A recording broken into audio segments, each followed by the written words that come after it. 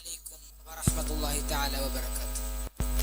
بسم الله الحمد لله وحده الصلاة والسلام على من لا نبي بعده وعلى آله وصحبه الموفين أهدا أما بعد. നൂറിന്റെ നിറവിൽ സമസ്ത സമൂഹം പ്രതീക്ഷിക്കുന്നതെന്ത് എന്ന വിഷയ സംബന്ധിയായി അല്പം സംസാരിക്കുകയാണ്. തിരുനബി സല്ലല്ലാഹു അലൈഹി വസല്ലമ തങ്ങളുടെ കാലത്ത് തന്നെ ഇസ്ലാം പ്രചരിച്ചിരുന്ന നാടുകളിലൊന്നാണ് കേരളം.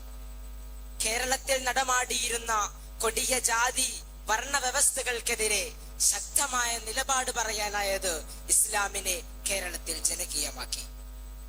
മഖ്ദൂമുമാർ പകർന്നു നൽകിയ വിജ്ഞാനത്തിന്റെ ശാദ്വല ഭൂമിയിലേറി കേരളം ഉന്നതിയിലേക്ക് കുതിച്ചു. കേരളത്തിന്റെ വീടകങ്ങളിൽ മാലമൗലിദുകൾ ആത്മീയ പ്രഭ പരത്തി. കേരളത്തിൽ അങ്ങോളം ഇങ്ങോളമുള്ള പള്ളികളിൽ അറിവിന്റെ മധുനുകരാനെത്തിയ വിദ്യാർത്ഥികൾ അതത് നാടുകൾക്ക് ആത്മീയ ഊർജം പകർന്നു.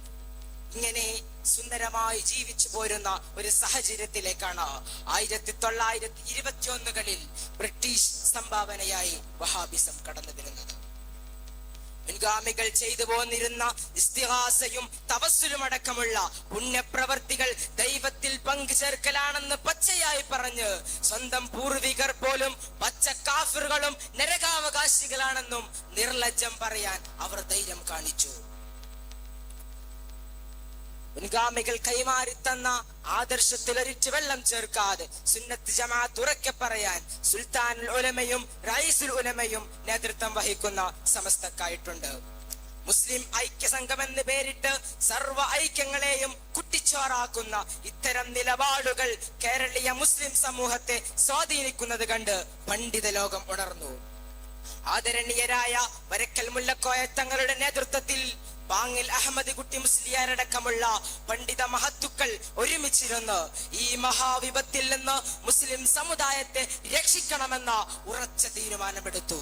അങ്ങനെയാണ് 1926 സമസ്ത കേരള ജംഇയ്യത്തുൽ ഉലമ രൂപം കൊള്ളുന്നത്.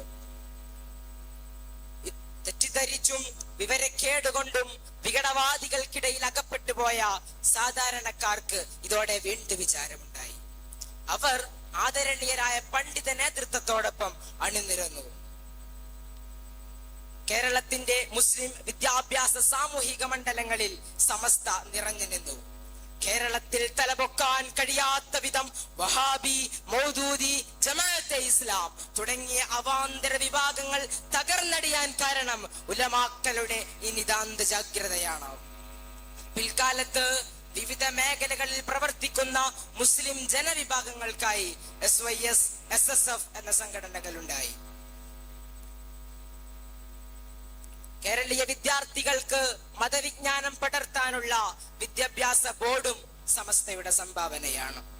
രാഷ്ട്രീയ അധികാരങ്ങൾക്ക് മുമ്പിൽ പതറിപ്പോകേണ്ടവരല്ല മുസ്ലിം പണ്ഡിതരെന്ന് ഉറക്കെ പറയാൻ സമസ്ത കേരള ജംഇയ്യത്തുൽ ഉലമക്ക് സാധ്യമായി.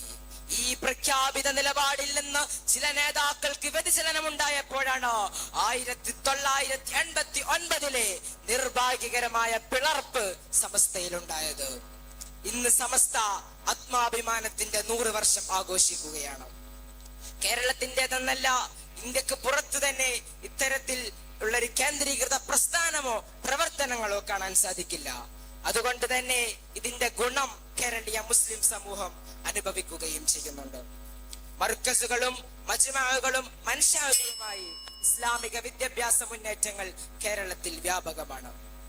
ഉലമാക്കൾ സമുദായത്തിന്റെ നേതാക്കളാണ്. സമുദായത്തിന്റെ ഉത്ഥാന പ്രവർത്തനങ്ങളാണ് സമുദായം അവരിൽ നിന്നും പ്രതീക്ഷിക്കുന്നത്.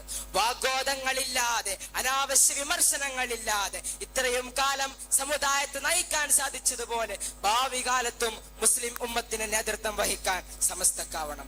ഇതാണ് സമൂഹം സമസ്തയിൽ നിന്നും പ്രതീക്ഷിക്കുന്നത്.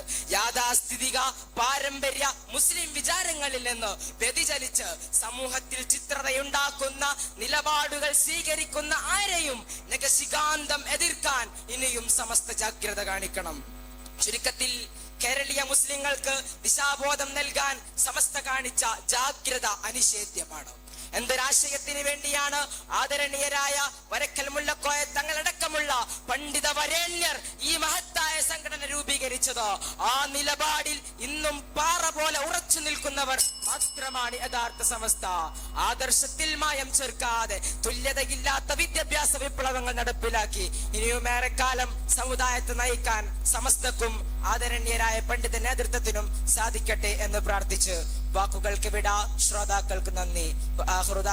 അൽഹംദുലില്ലാഹി റബ്ബിൽ ആലമീൻ. അസ്സലാമു അലൈക്കും.